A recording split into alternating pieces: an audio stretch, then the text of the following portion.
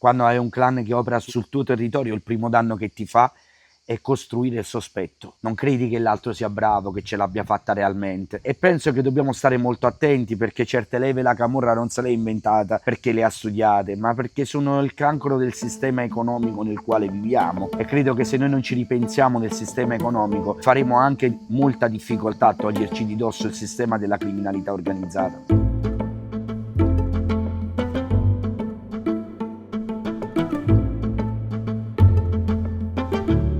Ciao, siamo a Sassaurunca in provincia di Caserta per intervistare Simaco Perillo e Sergio Danzaro della cooperativa Al di là dei Sogni. Da qualche anno VD fa parte del progetto Sfera, un network di media europei che raccontano le sfide del mondo con un approccio cross-border e internazionale. Questo progetto, promosso dalla Commissione europea, ci porta oggi in un terreno confiscato alla camorra, dove c'è una vera comunità che cerca di trasformare un simbolo di criminalità in un luogo di speranza per il territorio e le persone.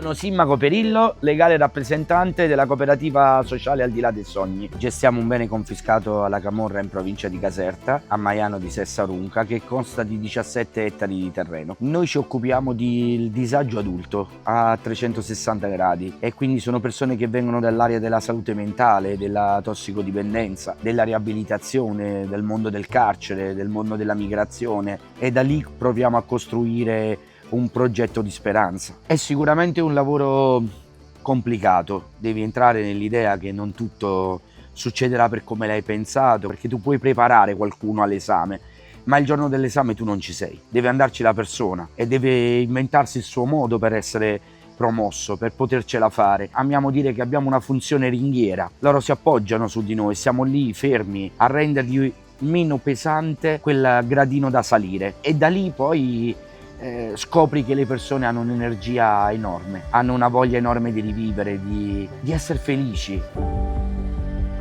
Gestire un bene confiscato significa gestire la propria vita, ma soprattutto significa avere speranza, avere volontà di essere partecipi alla quotidianità di se stessi, del proprio territorio, del proprio tempo. La cosa più bella è che comprendi sempre di più che dare il proprio tempo, i propri sforzi, il proprio sudore è veramente più bello che ricevere. La cura, il seguire le persone che sono con noi, la fattoria didattica, qualsiasi cosa che noi facciamo la vogliamo fare a livello più alto, ma non per il senso della produzione, per dare un senso al nostro fare che è aiutare le persone. Il lavoro serve a far crescere la società, crescere le persone, ma non ne possiamo diventare schiavi. È bello pensare che quello che facciamo e quello che realizziamo, quello che coltiviamo, quello che produciamo nascano da un terreno tolto alla criminalità organizzata. La Campania ha subito una dittatura camorristica per degli anni, una dittatura che non era solamente quella armata, è una dittatura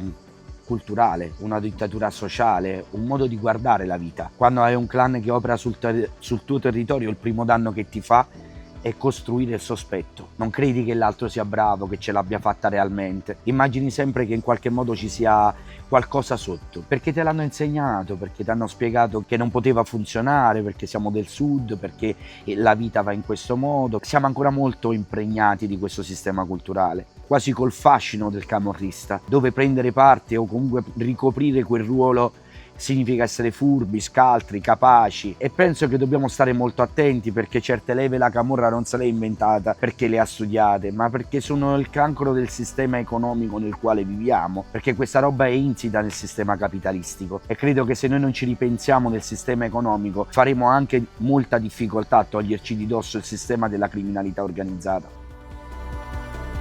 La legalità è una parola strana ed è chiaro che bisogna battere su quella, sul tentativo di declinare l'idea che le regole che ci diamo sono le regole per cercare di convivere tutti insieme. Oggi abbiamo una società molto parcellizzata, complessificata, con giovani che hanno bisogno di ricercare se stessi. Ci deve essere spazio per tutti.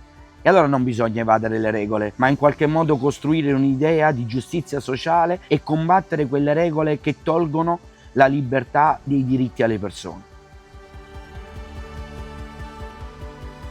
Siamo uno dei posti, insomma, in Italia dove la dispersione scolastica è forte, ed è chiaro che ha un'incidenza enorme sulla capacità di provare a costruire percorsi educativi per i ragazzi. Ma non è solo questo, però c'è una dispersione da tutte quelle istituzioni educative che avevamo, dal ruolo della Chiesa, dal ruolo della politica. Ho tanto l'impressione che c'è una diffusa propensione a non partecipare, a non sentire più la necessità di partecipare, perché in qualche modo gli abbiamo costruito un mondo dove gli abbiamo insegnato che più sei da solo e meglio è, e se più pensi solo per te più riesci nella vita, e questa cosa mi spaventa tanto.